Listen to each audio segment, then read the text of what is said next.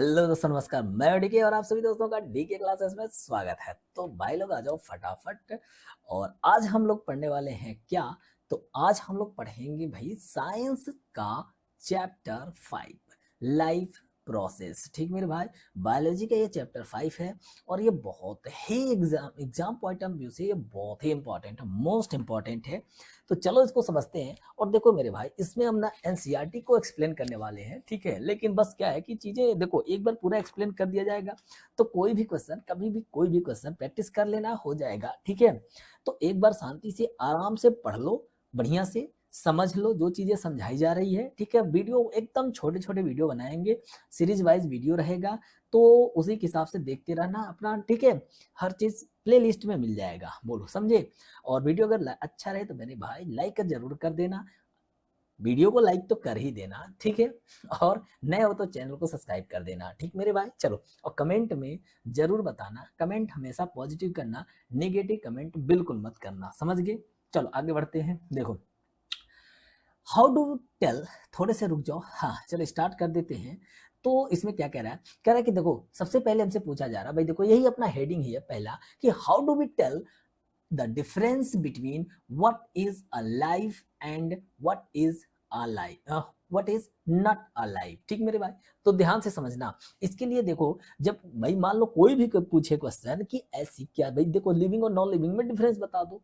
कोई पूछ ले कि लिविंग एंड नॉन लिविंग में डिफरेंस बताओ, तो कहोगे यार लिविंग थिंग में विजुअल मूवमेंट कुछ होते हैं, अगर वो दिख रहे हैं तो हम कह देंगे वो लिविंग है, और वो नहीं दिखते हैं तो हम कह देंगे नॉन लिविंग है, ठीक है। तो ये एक परफेक्ट डेफिनेशन नहीं है। क्यों नहीं है, इसका रीजन अभी आगे मिल जाएगा। पहले हम लोग थोड़ा सा बेसिक समझते हैं। यहाँ पर देखो, when we call of an observe movement in living being, we can often observe movement in living beings, a dog running, a cow chewing cud, a man shouting on the street। तो ये सब चीज activity को देख के हम बता देंगे कि मेरे भाई ये लिविंग है और ये नॉन लिविंग है, ठीक। Even if they are asleep, और अगर वो सो रहे होते हैं तब भी हम उनको देखकर, ऑब्जर्व कर कर बता देंगे कि वे क्या हैं, वे लिविंग हैं। और इस समय जब वो सो रहे होते हैं तो हम क्या ऑब्जर्व करते हैं, हम क्या ऑब्जर्व करते हैं, तो हम ये चीज ऑब्जर्व करते हैं कि भाई देखो उसका पेट ऊपर नीचे हो रहा है कि नहीं, इसका मतलब वो सांस ले रहा है कि नहीं, समझ गए कि नहीं। तो हम यही चेक करके देख लेते हैं और पता कर देते हैं कि भाई ये लिविंग है, ठीक है। बोलो समझे। चलो, लेकिन बात आती है कि जब विजुअल मूवमेंट ना हो तो क्या वे अलाइव नहीं है, क्या वे जिंदा नहीं है, ठीक है। तो देख लेते हैं, जैसे कि but the question become more complex when we think about, किसके बारे में, जब हम प्लांट्स के बारे में सोचते हैं, ठीक है। ऑब्वियस सी बात है वो मूव नहीं करते हैं। स्लीपिंग एनिमल्स के बारे में, वो सो रहे होते हैं, ठीक है। Organism without visible motion like sponge, corals, अगर इनको हम देखें तो इनमें भी तो कोई मूवमेंट नहीं होता है, ठीक है। अब स्पॉन्जेज एंड कोरल्स को देखोगे तो वो हमेशा जब आओगे देखोगे एक ही तरीके से पड़े हैं, ठीक है। इनको तो सालों साल देखोगे तो पता चलेगा ऐसे ही पड़े हुए हैं। कोरल्स, उनमें कोई मूवमेंट नहीं है, ठीक भाई। लाखों हजारों साल बाद कोरल की एक एक लेयर लेयर बनते बनते भाई एक आइलैंड तक बन जाता है, लेकिन ये लाखों हजारों साल की बात है और इंसान इतने दिन तक ऑब्जर्व करने के लिए जिंदा नहीं रह सकता है। तो इनके बारे में हम कैसे बताएंगे कि ये लिविंग है कि नॉन लिविंग है, ठीक है। प्लांट के बारे में कैसे बताएंगे ये लिविंग है कि नॉन लिविंग है? तो भाई देखो क्या है कि प्लांट के बारे में अगर मान लो मैंने पूछा कि ये लिविंग है कि नॉन लिविंग है, तो कुछ लोग कहेंगे भाई प्लांट क्या होते हैं, plants are green so they are alive, वो ग्रीन है इसलिए वो जिंदा है, ठीक है। व्हाट अबाउट दोज प्लांट्स जो ग्रीन, जिनके लिप्स ग्रीन नहीं है, तो इन प्लांट्स के बारे में क्या कहोगे, ठीक है। ठीक, और देखो, they grow over time so they are alive, तो कुछ लोग कहेंगे भाई वो टाइम के हिसाब से बड़े होते हैं। हाँ ऑब्वियस सी बात है, इस चीज को हम ऑब्जर्व कर सकते हैं, ठीक है। किस चीज को ऑब्जर्व कर सकते हैं भाई, जब वो टाइम के हिसाब से बड़े होते हैं। देखो कभी छोटा प्लांट देखे होगे और 10 साल बाद देखोगे बड़ा प्लांट बन जाएगा, समझ गए नहीं, एक ट्री बन जाएगा। 8-10 साल बाद वो ट्री बन जाएगा, प्लांट है, प्लांट मतलब छोटा है, ठीक है। और वो कुछ समय बाद ट्री बन जाता है, बड़ा सा पेड़ बन जाता है। तो हम कह देंगे कि यार देखो छोटा था अभी बड़ा हो गया, तो हाँ इसका मतलब ये लाइव है, ठीक है। लेकिन कह रहे कि some plants don't have green leaves, तो जिनमें से ये कुछ प्लांट्स हैं जो इनको दिखाया गया कि भाई इनके पास तो ग्रीन लीव नहीं है, तो क्या इसका मतलब ये क्या ये अलाइव नहीं है?